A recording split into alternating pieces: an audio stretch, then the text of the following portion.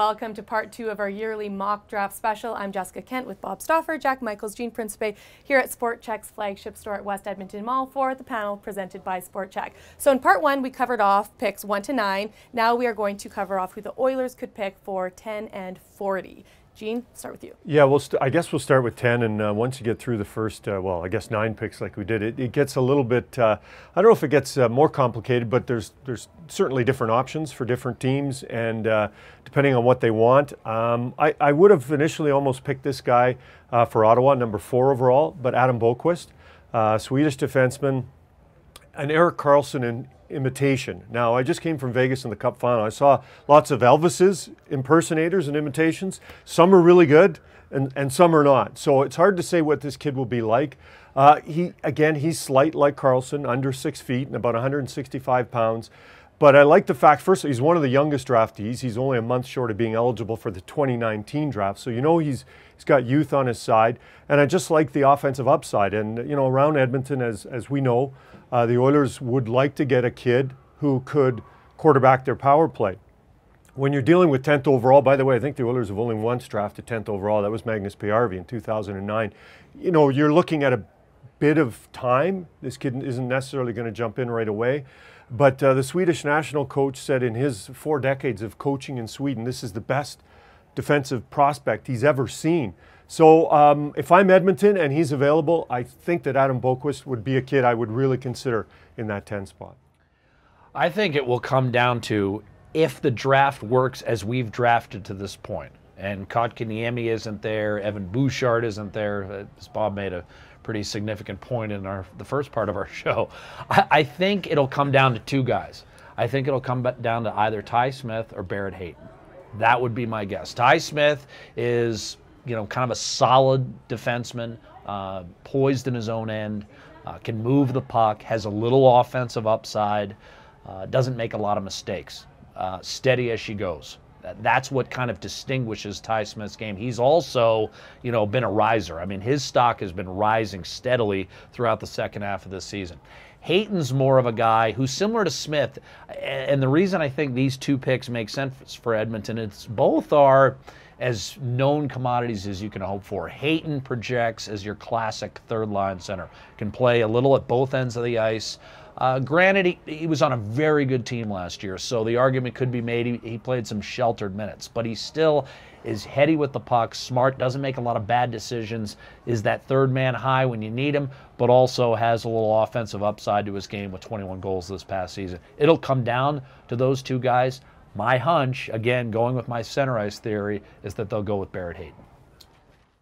Yeah, from my perspective, again, with Jack, in terms of if it plays out top 9 the way we envision the top 9 to be, I think there's the 2 players that Jack mentioned, and then there's a wild card. And the wild card might be Vitaly Kravtsov. I think the Oilers have to consider him in that spot. There's not a lot of information on this player. He had a terrific run in the KHL playoffs. I actually think that Hayton has a higher ceiling than being a third line. For sure, he'll be a third line center. To me, he reminds me a bit of Bo Horvat, who was with London and was sort of buried in that London lineup. And I think Hayton was buried a bit in the Sault Ste. Marie lineup.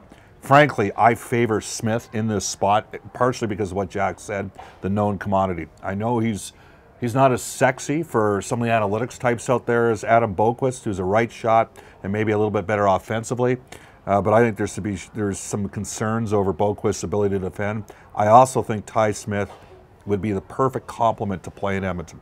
I think he gets what Western Canada's about. He's absolutely revered by the players that played with him, where he was captain of Canada at the U18. He's got tremendous leadership abilities. He's got hockey sense. He's got compete, and he can skate. So for me, Ty Smith makes a lot of sense there. But I also, Jack, you know, you can make a strong argument for Hayton. In all honesty, Gene, I'd be a little bit leery of Adam Boqvist. I think the one thing we got from Buffalo is that he was fallen during the course of our time in Buffalo.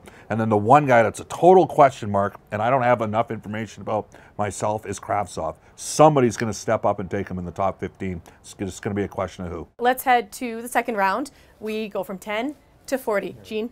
Well, you're talking about kind of a wave. It could go once you're past the top 15. Ryan Merkley is a kid, a defenseman who was ranked 21st, midterm, and dropped to 45. Now, you were talking about Adam Boquist and maybe some defensive liabilities. That's the issue with Merkley, is that maybe he doesn't work as much in his defensive end as he does his offensive end. But he's had 55 and 67-point seasons already for Guelph, and he's an incredible skater. And the Oilers already have one in Connor McDavid. If I'm Connor, wouldn't it be nice to see this defenseman jump into the play with you to help you out offensively? Again, a kid who potentially with his offensive upside could help quarterback the power play. But he does have some warts, for lack of a better term. And if it's boom or bust with this kid. So he's one at 40. The other one, and having watched Tom Wilson run roughshod over teams and players during the Stanley Cup final and through the playoffs, it was an amazement to me that he never changed his game when often you have to change your game in the playoffs. There's a kid who's raw, Patrick Giles, 6'4", 201, American kid who's played with the U.S. program. You look at his numbers, he's had back-to-back 6-point seasons. So you're thinking, okay, well, offensively, there's not a lot there, obviously, at this point.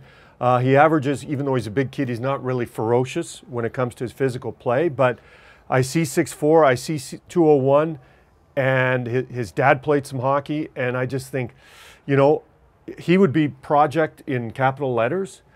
But again, depending on what you want at that point and what's available, if you want a defenseman who's quick and can squirt around the ice and play well, maybe it's Merkley. If you're looking for someone who in 4 years could be that big winger who helps you a lot in the playoffs, then it might be Giles.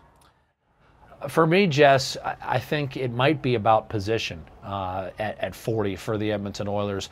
Merkley's, it's interesting, he was actually a guy on my radar, but one of the things Bob and I discovered at the NHL Scouting Combine is the thing that was most talked about with Merkley is how many teams have late first-round picks that are their second pick in the first round. The Rangers have 2 of them, actually. They have 2 late in the first round. And Sam Cosentino joined us, and he made a really good point. He goes, Merkley is so talented.